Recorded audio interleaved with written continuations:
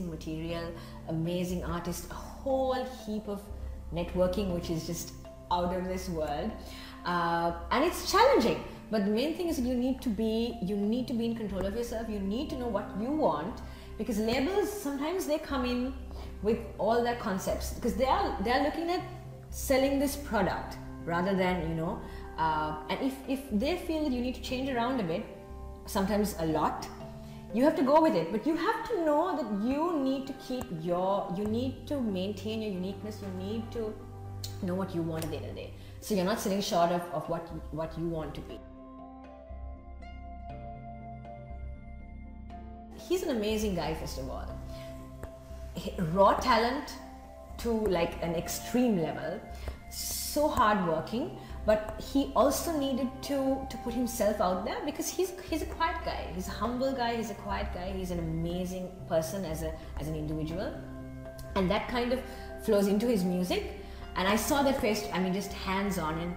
And one other thing that struck me during that time was, okay, look, you can be whatever, but you have to maintain that organic, natural, genuine self, because that's when an audience can reach out to you. If not, it becomes also, robotic.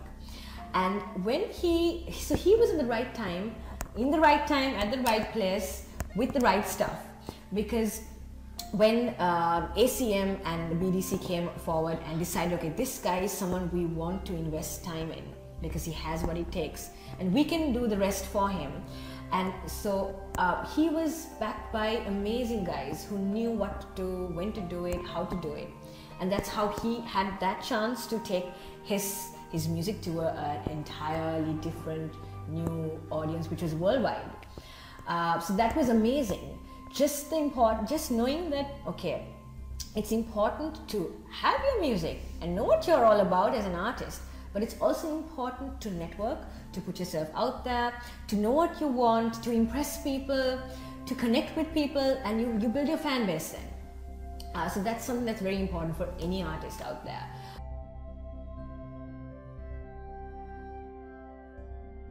Grammy week is the most amazing because we have an entire week there with a whole bunch of events, masterclasses, functions, dinners, galas, all of it, you name it, you've got it. And why they have this week is for the Recording Academy to kind of at least enlighten the musicians what they want to do with that year in terms of the music industry. So if they want to change it into something that has to be more technology based that entire year, and that's what they're going to focus on. All the events they have and the music they expose us to, the artists they choose are related around that. So you're giving it your all every single time. One occasion was, we had the, last year in 2014, the Beatles celebrated the 50 years. And it was called the Night That Changed America. And that night there was a live show where they were felicitating Paul McCartney and the bunch. And Stevie Wonder was on stage. He was doing his set. And he made the smallest mistake, which probably no one would have even heard. But after it was recording live, he paused the producers and he's like, look guys, I need to take that again. I made a mistake. And everyone was just baffled. I mean, that struck me so much. The fact that Stevie Wonder, one of the biggest guys in the industry ever, period, was humble enough, first of all, to go back, to accept that he made a mistake, and then the fact that he wanted to fix it and to get it right every single time. That was amazing. The fact that as musicians, as creative people, we are such a part of giving so much of ourselves, and if we're doing it, we need to do it right.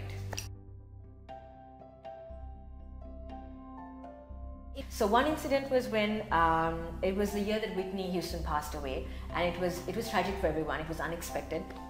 We were at the Clive Davis pre-Grammy gala that night, and she was upstairs. She was supposed to, actually do a performance, and she couldn't make it.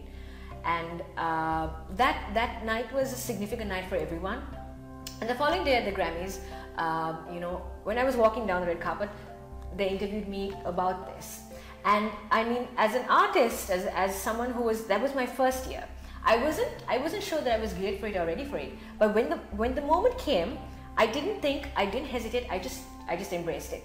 And because I was talking from within and from my soul, and I was so in tune with what was going on, which is important too, I was able to address all the questions spot on.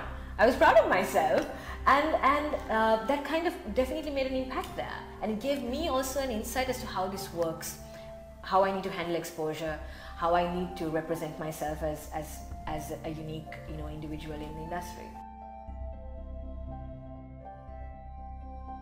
It wasn't an easy job.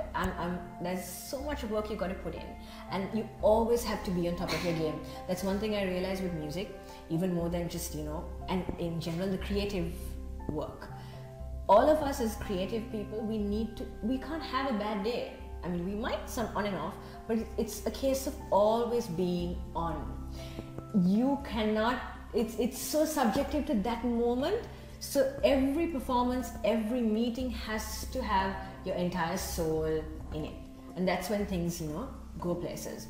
And that's the next point where I was invited over by the Recording Academy. So they're getting, they once they know you're around, they like what you sound like, they like where you're going as an artist.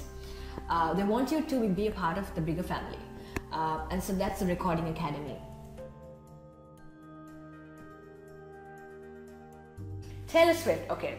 Another crazy, I mean, see, this is why you need to be ready for any kind of moment in the industry, because my first meeting with Taylor Swift was in the washroom, unexpectedly, at the Grammys. She was going in for her next set and she just came to freshen up, and we had an amazing conversation.